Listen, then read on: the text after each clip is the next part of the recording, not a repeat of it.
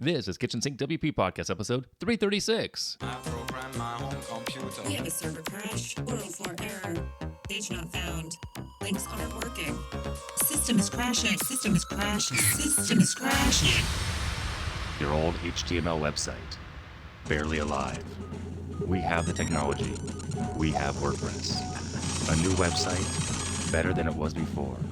Better, stronger, Faster.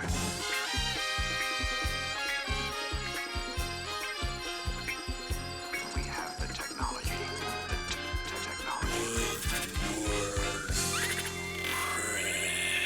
Why, hello everybody. This is Adam Silver, the host of the Kitchen Sink WP Podcast. Thanks for being here. Let's get started. All right, upcoming events. Sadly, there are still no upcoming events. Not a whole lot going on right now. And as I recorded a bit early, if there were anything, I don't have them in this week's notes because I'm actually on a mini vacation break this when I recorded this. So that said, same thing goes for the news. So I'm sure there's news out there. Maybe the most recent beta version of WordPress 5.5, but I don't know officially. So again, sorry about that. Moving on to this week's segment 2, the meat potatoes. This week I sat down and interviewed Sally Gradle. And she's awesome, and you're going to hear that interview right now, and we'll come back after that with the tip and tool of the week. And here is Sally's interview. This week, I am joined by Sally Gradle. Sally is the maker of things on the internet machine, is into WordPress, into Genesis WP. She's also a WordPress contributor. She's just a girl who wants snacks and maybe even a dragon. Welcome to the Kitchen Sink WP Podcast, Sally. Thanks. It's great to be here. So, of course, I pulled that off of Twitter. Why do you want a dragon? Who doesn't want a dragon? No, I read all of the Song of Ice and Fire books and then watched the whole Game of Thrones series. And I thought, what? Yeah, who doesn't want a dragon? Okay, fair enough. All right. So I always start interviews after that little opening with telling the audience how I might know the guest if I know you. And I do know you well. So do you know how we know each other? Because I do. I just want to make sure you know how we know each other. Like how we actually first met yes. several years ago at WordCamp Chicago. Okay, So apparently I don't know the story. This was, it was actually my first WordCamp I ever attended. See, it was the only one I went to Chicago was 2016. Yeah. Okay. See, that's funny because I don't recall meeting you there. It was like, hi, how are you doing? It's nice to meet you. Okay. That was it. that explains it. So then what's the secondary level of meeting? Do you know that? The secondary level, well, we run into each other at other podcasts, other WordCamps. Right. And then met through Slack channels. Right. And then now we do a little work together. We do. Time to time. And my official, I believe, knowing you was through our mutual friend, Renee. Yes. So Renee Morovovich. I can't say her last name very well. So she's awesome. She's done some work for me as well. And actually, the reason that, we actually do some work together now is will become more apparent later. But I had asked Renee to do work on something for me long term, and she didn't really want long term. She likes projects and move on. She's like, hey, I think Sally's looking for some work, and I have the work. So I reached out, and it worked out really well. Yeah. So and here we are. I'm glad it worked out, despite all my efforts. Right, it's working out. So for those who don't know you, tell us and tell the audience, how did you get into WordPress, and what is your day-to-day? Oh, okay. I got into WordPress. My professional career up till then was for working for small manufacturers, typically in office admin. But I always seemed to find myself doing the tech things. I was the in-house IT department. I was solving the problems. I was the one learning databases. I was always the one doing that kind of thing.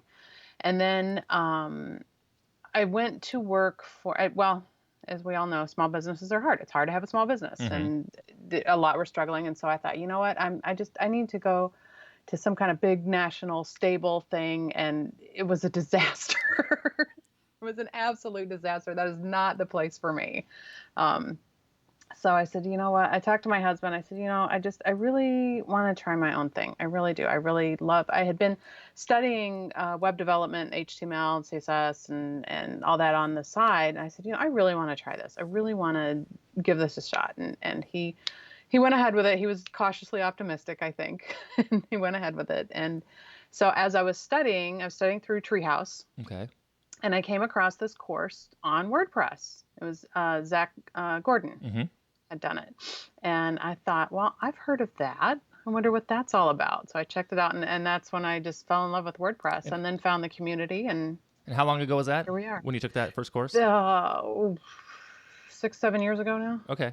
Yeah. Yeah. All right. And what in WordCamp Chicago was your first WordCamp? That was my first WordCamp. Wow. Yeah. Okay. Which has only been 6 years? No, 2016, 4 years ago, as of this recording. Ago. Okay. Yeah. Wow. So, your day to day. What's your typical day to day now look like? Typical day to day now looks like I work from home, not just because of the current pandemic, but I always did. I do also have belong to a local co-working and makerspace that I go over there and work too when the four walls are just too much and I need some companionship beyond the dog. And so I have an office in a room in our house, and so I get up and have some coffee and sit down and check my to-dos for the day and look at my email and check in the Slack channels, see if I can help anybody with anything. And then usually I get down to client work. I do both. I support and build websites. And so just whatever's on tap, whatever's due, whatever's coming up, projects, I sit down and start working. Okay. So in the past, we've spoken, at length. You've told me, and I think actually when we first started talking about working together, you said that you like CSS. CSS is your jam, quote unquote. Why CSS versus backend PHP or even more codey things? Because you also do like code. I know you do some stuff in Arduino and other, what was it yesterday? We actually talked yesterday about Raspberry Pi. Raspberry Pi. But why CSS? Probably because the results are immediate. You can see it right away if it works or if it doesn't, or what you can make it do. I love to haunt CodePen and just look at what other people have built and just try things out. And I don't know. I like the structure of HTML, PHP, and that builds your house, and then CSS is the paint. That's exactly how I used to teach it. Yeah, when I used to teach just WordPress, essentials, I used to call it WordPress 101, but I got a cease and desist from something. But I used to exactly, the roof, the house, the rooms is the HTML, and how you design it, the furniture and the paint exactly is the CSS. Yeah. So on your skill level, where are you at as far as if you had to decide on CSS versus HTML or PHP? 1 to 10, 10 being an expert. Where do you rank yourself? Not an expert for sure, because there are lots of other people in our space that I'm just awed by. Yeah, it's crazy. Honest. Yeah. I'd probably say advanced. Okay. We're in the advanced, so maybe 7. Okay. And how about the PHP?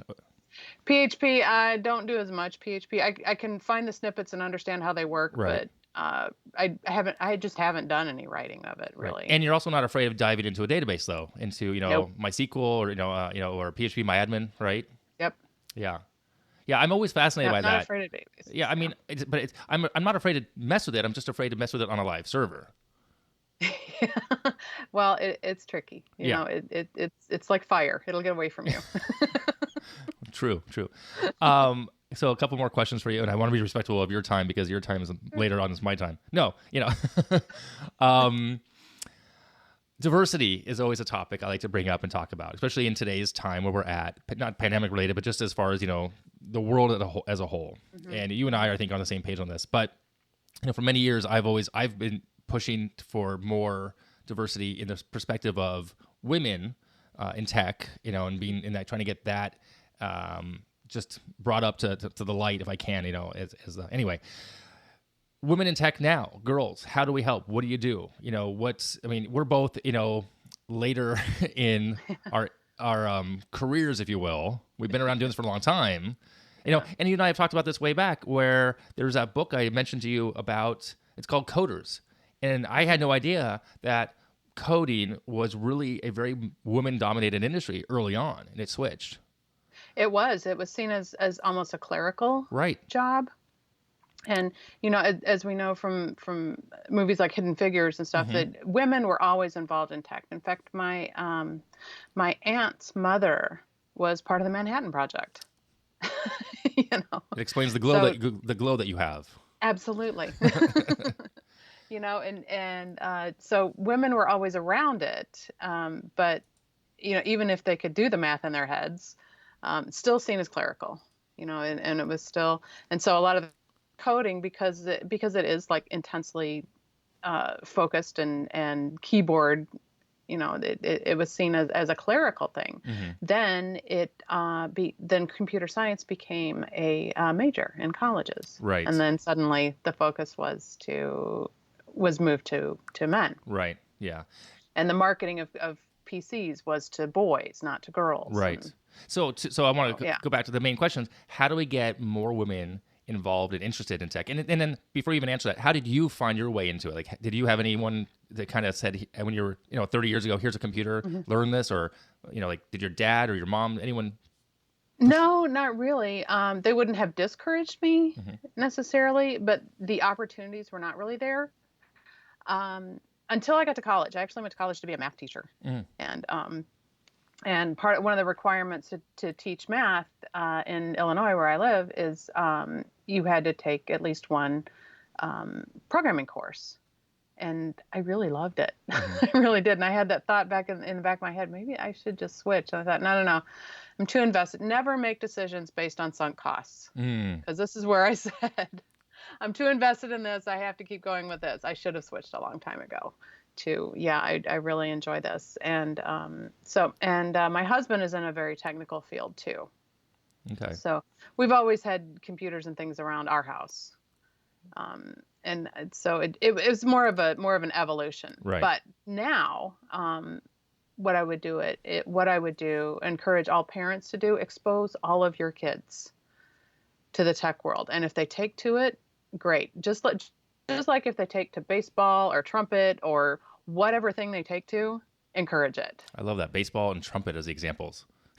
Or It's fantastic. Well, those were some of the things that came through our house. When you have kids, you have some interests are very short, some are longer term. But if there's something they really take to and really show a talent for, even if you don't understand it and don't know how to do it, figure it out.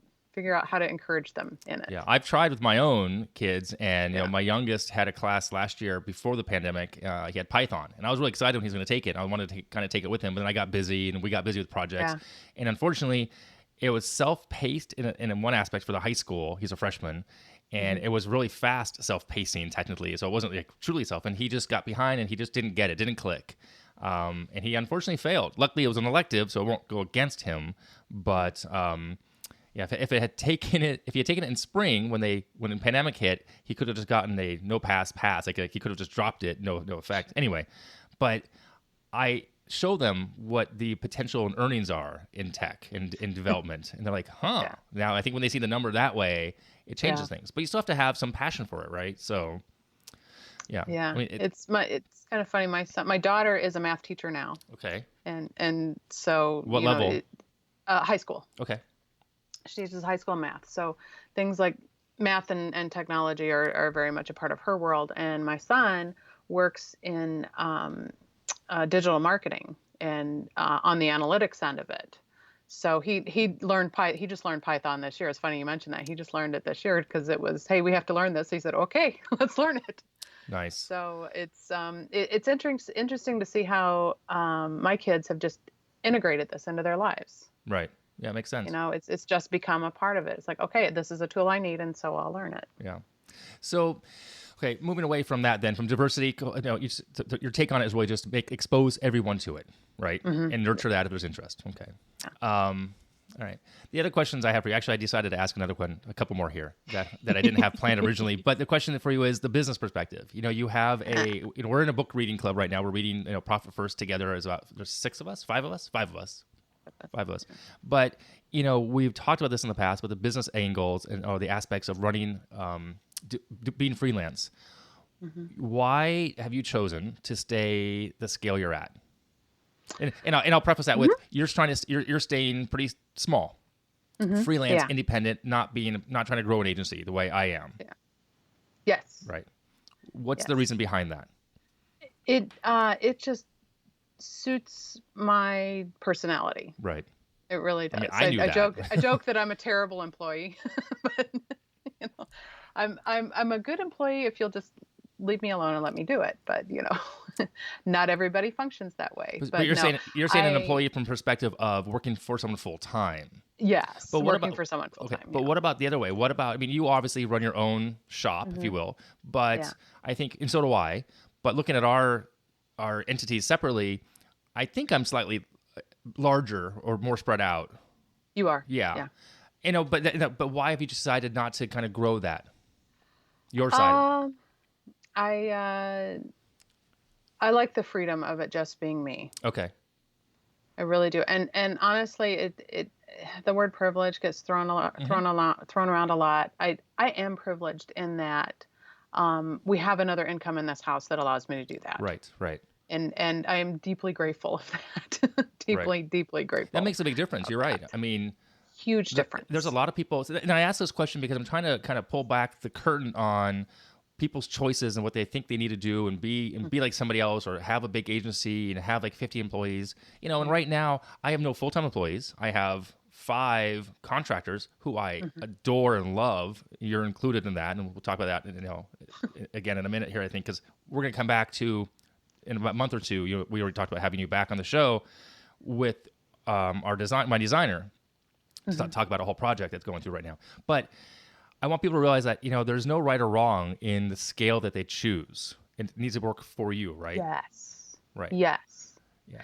That's been my tenet always, is be true to you. Right. Because I struggled for a long time trying to be what my parents thought I should be, or what my employer thought I should be, or what a teacher thought, somebody thought I should be. And I was horrible and angry and a failure because it wasn't me. Right. Yeah. I mean, if I was going to be what my parents want me to be, I'd be an attorney by now, and and probably bald from stress. Would have pulled all your hair right. out. Yeah. I mean, I've just always made a better owner than I have an employee. I mean, I'm a decent employee if I'm given the value and the leeway to do it. Like if I'm valued and if I find value in what I'm doing and I'm provided value, meaning like if they pay me enough, and it needs to be that balance. It's not just money. It's both. Yeah. But otherwise, I also like to have some of the say. I want to have, not just the say. There's something about me that is, again, it's back to the privilege. I'm fortunate that I am, in the industry I'm in, I can make the decisions and find the people to do the work. I'm good at some stuff, not good at other stuff, But I've stopped trying to be like, I don't think I'm going to grow to like a 50-person team or have maybe full-time. Maybe someone comes full-time. I don't know. But I don't think it's going to grow much bigger than I'm at right now.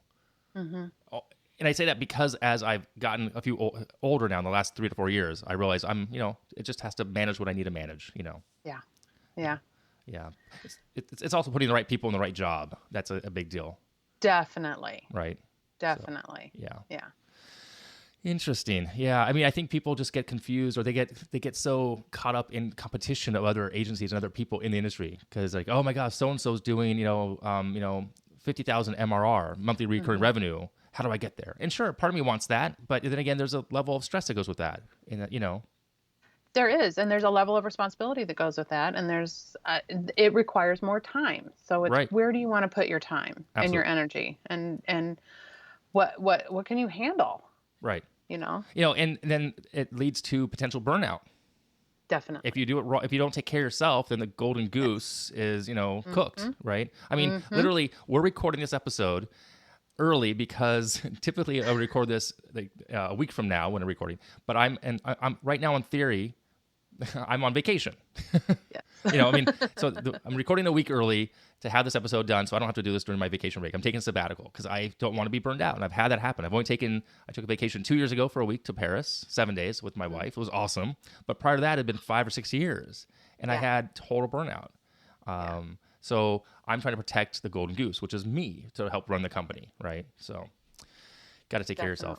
Yeah. And especially now, I think, with the pandemic, with all the stuff that's going on, and we're stuck in 4 walls all the time. We can't go to co-working spaces. I can't go to a coffee shop.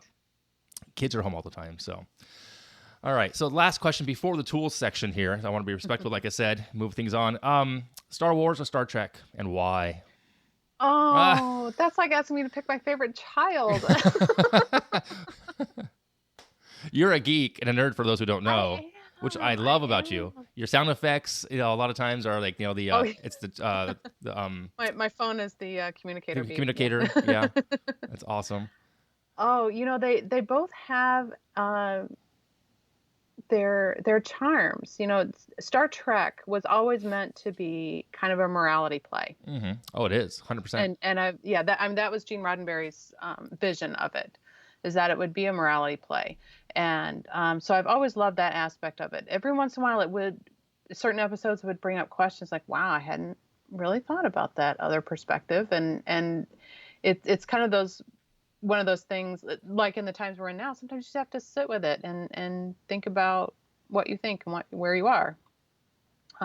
So I enjoyed that. And, especially the Next Generation series. Well, Patrick Stewart, you can listen to him read the phone book. But Right. Yeah, that was my do show kids too. know what a phone book is? They do the now. kids We know? we got one last week in the mail. Yeah, in the mailbox, they got dropped off. Yeah. It's this little thin thing. I mean, not even not the old style, right? Yeah, maybe dictionary. They know what a dictionary is. They've seen one of those. Yes. Okay. So there have been some good actors that came through. And then the various reboots that have come through, I've enjoyed. Star Wars, actually, okay, that was the first PG movie I saw. Wow. It's A New Hope, Episode 4, and my mother was just beside herself. This kid in my class wanted to go see it. I was 9 years old. This kid in my class wanted to go see it and asked me to come along, and my mom was just so worried because it was PG, and what is she exposing me to, and just. But you were like 9. I know. So she's just fretting, and finally she agrees to let me go. And she was afraid she was exposing me to space violence. And what she really did was awaken my inner nerd. Nice. So you decide which is worse. I don't know. Yeah. I'm definitely, yeah. I'm definitely Star Trek. Yeah. I just know more of that storyline than Star Wars. I mean, I saw Star Wars. I don't think I saw it I was about 7 or 8 when it came out. I don't know exactly when I saw it. Episode number 1 for us. Number 4, yes. the new numbering. Yeah, episode 4 in the series. Yeah, I don't know if I saw it the first. I probably saw it within the first year or 2 tops. And my neighbors, they were all in, and they got all the toys and the action figures. And my parents were like, "We're not having that." Yeah. So I had no toys of Star Wars. Trading cards. I don't know if you remember the trading cards. Yeah. Had some of those. I didn't have the toys and stuff. We moved around a lot when I was a kid, so we didn't collect a lot of things because you had to move it. Yeah. Yeah. I just wasn't given that opportunity to own any of the toys at all. It just wasn't going to happen in my household. And so I think that made a big difference as far as me becoming a lifelong fan. I've seen majority of the movies. I haven't seen all of them. Oh my gosh, people go crazy. How have you not seen them all? But I've seen all the Star Trek movies, and I've seen, many of the Star Trek series. Some of them I didn't just because we had kids at the time, whatever it was. But, yeah. I will admit, when the first trailer came out for Episode 9, which is the last of the last 3 movies, that's when I was working at the very large company, and I was with the wrong set of nerds. I'm sitting I was having lunch in the little lunchroom, and I'm watching the trailer on my phone, and I almost started to weep. And they're like, "What is wrong with you?" Nice. I said, "Yeah, wrong nerds. I am with the wrong nerds." And did you watch Picard, the series? I did not watch Picard yet. What? Oh my! I know. I am shocked. It was on ABC, and we had already bought like 3 other streaming things. I'm like, I can't buy another streaming thing. All right. So, I have to catch up on that one. That's it. Yeah, I watched it. It was good. Yeah. It was good. Definite references and up to the Next Generation stuff. It was good. You'll like it. So, all right. Yeah. All right. I have. Yeah. Last question is the tools. People like to know, what tools do people use? Like, what are your 3 favorite tools that you use on a day-to-day basis? Go. 3 favorite tools. Software is Todoist. That's my little to-do list because I can sync it with my calendar, and it has integrations with Zapier, so I can send things to it. And I love checking things off my to-do list. I really do. See, hardware, you know what? There's a lot of discussion in our space about what laptop or computer or whatever you use. I use the good old Lenovo Thinkpad. And I really like it. This is the second one I've owned, and I just love that it's marketed as like a fleet computer for large corporations because it's rugged and I can carry it around, and it's not delicate, and it's not real expensive, and it does exactly what I need to do. Perfect. And then just general tool. Do you know about Rocketbook? I do not. Oh, it's a very cool thing. It's a notebook. I mean we're audio now, so I'll just describe it. It's a notebook, but it's reusable. Oh. And so you write your notes, and then it has a key on the bottom. You mark different symbols on the bottom of each page, and then you use a phone. There's an app, and you can take a picture, and it'll send it to Evernote or OneNote or I whatever have seen you that. use. Yes. And then you wipe it off with the water. It's like a portable whiteboard. Oh, very cool. And you use the friction pens. I don't know if you've seen those. Yep. And so you don't have to buy a special pen for it. Those pens are available everywhere in all kinds of colors. And so you can take notes and make graphs and all this stuff, and you don't have to have binders and binders and binders. I'll have to check into that. Yeah, I'll put a link to all this in the show notes as well. Cool. So Todoist, Lenovo ThinkPad, and Rocketbook with the friction pens. Rocketbook. Awesome. Yes. Very cool. And honestly, I don't think I've had any of those as mentioned in the past. So that's pretty cool. Oh, So, very cool. All right. So where can people find you, follow you, reach out to you if they want to touch base online? I'm on Twitter at YepItSal, YEPITSSAL. My website is blueorchidwebsite.com. And those are probably the easiest two ways to get me. Right on. Yeah. Well, thanks so much for being on the show, and appreciate it. And like I said, and I said it before, and I'll say it again, you are awesome. Aw, thanks. Back at you, friend. Right on. I will probably talk to you like in 10 minutes after this is done recording because we have work to do. Yeah, there's a couple things we got to follow up on. All right. Talk to you soon. All right. Bye-bye. Bye. Again, thanks to Sally. She is awesome. And seriously, we talk many times a day. She's amazing, and she's a rock star. Again, she's awesome. That's all I can say. She's awesome. Okay, moving on, segment 3, tip and tool of the week. This week's tip, it's a Chrome extension. It's called Video Speed Controller, and it's awesome because it lets you speed up video playback in your Chrome browser. Anything that's an HTML5, etc. So as many people speed up podcasts, people want to maybe listen to a video, watch something a little bit quicker than something slower. So check that out. I'll put a link in the show notes, and there you have it. All right, that's it for this week. If you have any questions, go ahead, send it in, adam@kitchensinkwp.com, or use the speak pipe function of the website. Support the show, become a Patreon, sponsor the show. There's a form on the website. Thanks for listening. See you next week. Now go out and do some awesome things with WordPress. All right, bye-bye.